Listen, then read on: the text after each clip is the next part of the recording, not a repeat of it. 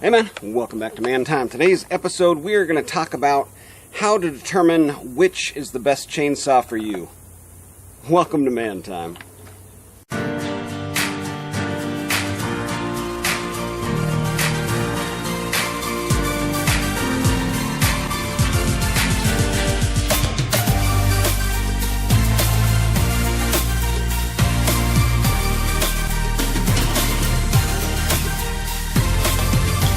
Well, if you couldn't tell in that intro there, that was a little bit of a, I don't know what you would call it, a dig. There's no right answer for this question. But today, I'm going to be choosing between these two chainsaws. I've got some small trees I need to clear out my trailer. I've got a gooseneck trailer that's been parked for so long, it's got trees growing up into it and around it.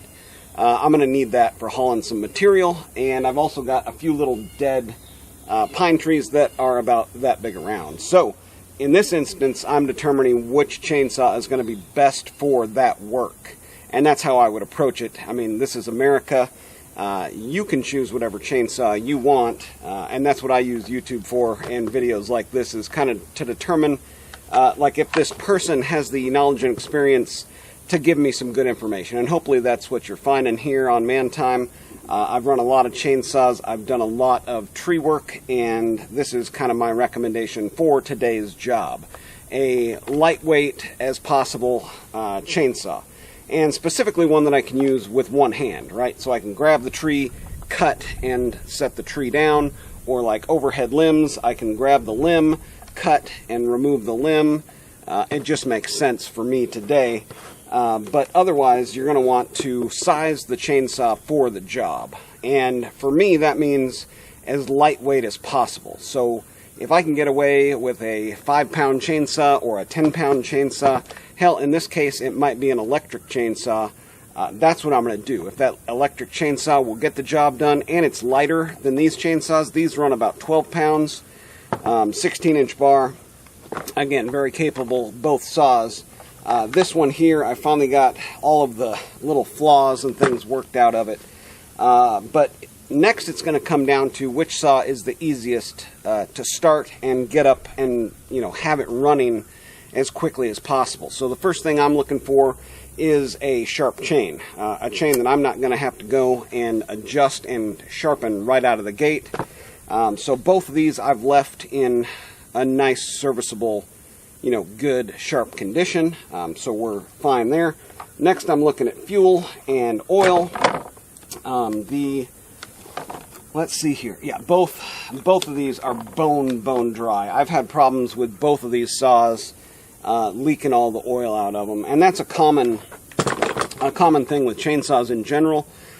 If you leave your chainsaw full of oil into the summertime, that oil is going to heat up, right? If it's in a hot spot, the oil is going to heat up, and it can just run straight through your oiler at that point. And that's what happens. That's a common thing with them. Next, I'm checking air filters. So here's the Stihl oil filter. It's a reusable type nylon mesh. Beauty thing about these is you can just kind of knock it out. Knock out that little bit of sawdust, and we're good to go there. Versus the flocked filter on, say, the Stihl 200T clone saw here. Very easy to maintain on this Husqvarna chainsaw versus the Stihl chainsaw. Oh, there's a nice big bee.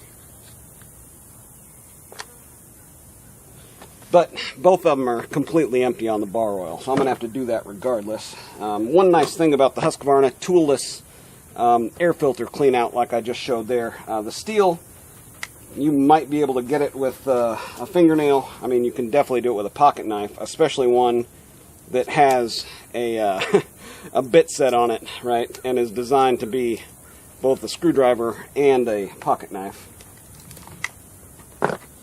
This one here, yeah, this one's slightly dirty. Again, you can just kind of brush it off, blow it out. So both of them very well maintained as far as being ready to run, minus just some fluids. So let's get some fluids in them and see which one is going to start easier today. Well, I think I can make a decision right here based on what is available in front of me here.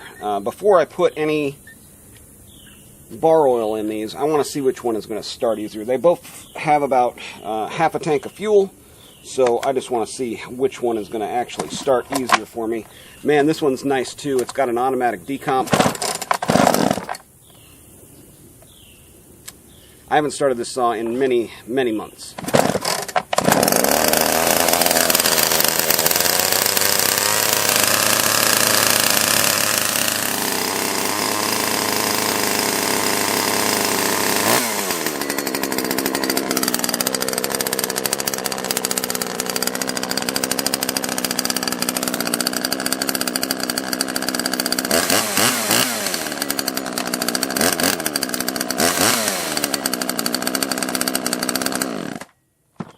Okay, so full functionality check, just passes with flying colors, right? This is one of my most dependable and reliable hand saws, top handle chainsaws, and man, I just love the thing. Okay, let's try the 200T clone from Husqvarna.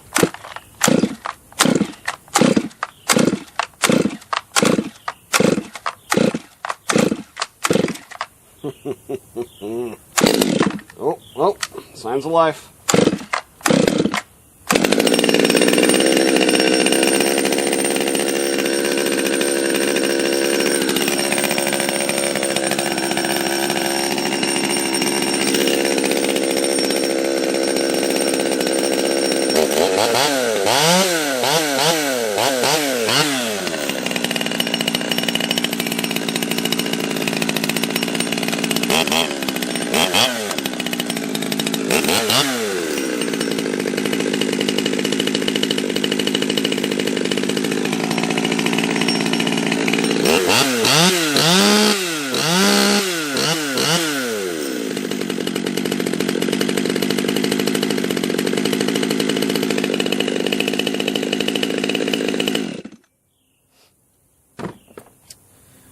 Well, let's see here. So far, and by the way, this is a this is the model like before the 540. This is the 338 XPT. Husqvarna is making basically the biggest hand saws at 40 cc's up through the 540, and this was kind of the start of that 40 cc hand saw revolution. Amazing saw. I've got a new jug and piston on this one. I got this one dirt cheap off of eBay. In a running condition, completely scored up. Had to put a new jug and piston on there. Got a video on that. It's not going to be up there because I don't know how to do that. But then again, this one I paid, I've got about the same money into both of these. Buying this one new, nope, I've got more money into this one because I had to buy a new steel carburetor and about 3 mount sets for it. So I bought this one for about 200 bucks plus a new jug and piston for about 100 bucks. Putting me right there about 300, and that's basically all I had to do to it.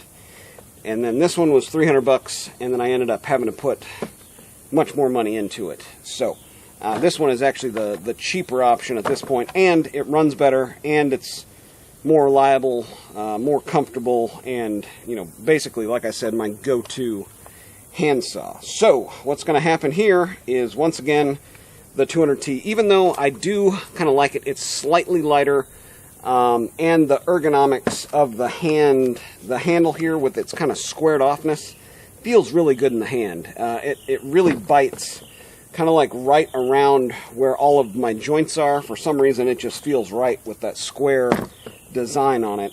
Where this one is round, it sometimes feels like it's getting away from me a little bit when I use it one-handed. It's tough to say here. Again, I'm just giving you the information that I'm using to make my decision, and maybe that's some information that you find helpful. So, going with the 338 XPT once again. Alright, well, the first thing I've got here is vines, like everywhere, and just a mess. So let's start by cleaning that up. Let's just see how it starts here. Again, automatic decomp.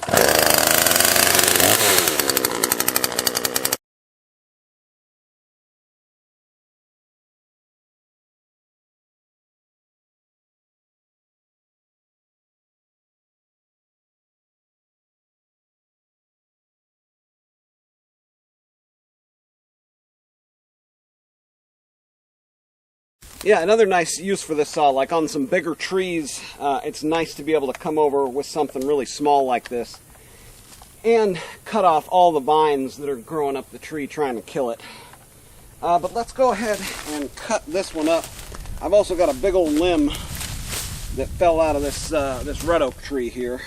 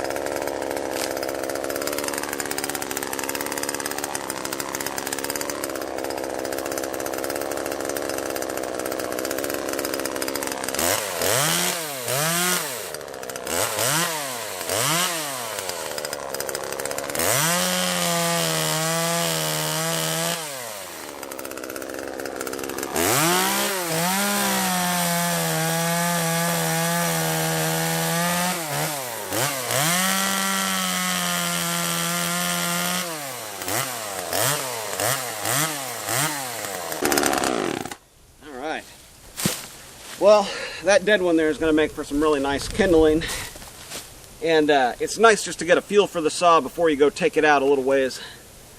I forgot my tuning screwdriver, and it does seem like it's running pretty rich right there. So, yeah, we're coming into fall and are back into some wetter weather. Matter of fact, rain. It's been raining all day and very humid today. So, let's see what else we got in here. Anything? Yeah, I just wanted to show you real quick. Some of these pine trees, as dry as it's been and as much drought as we've had this summer, some of these pine trees have started to kind of kill off some of the pine needles. It looks pretty weird. A lot of them are like this around here, where they've got, you know, maybe 10 or 20% of the pine needles are turning brown. Really interesting. I don't think I've ever seen that before. Maybe the last big drought that we had back in 2011, I think, we had a lot of that going on. That's what prompted my my firewood business, actually, 2011, 2012. So yeah, like 12 years ago or so, I was in the full run of my firewood season because I had a bunch of red oak trees die.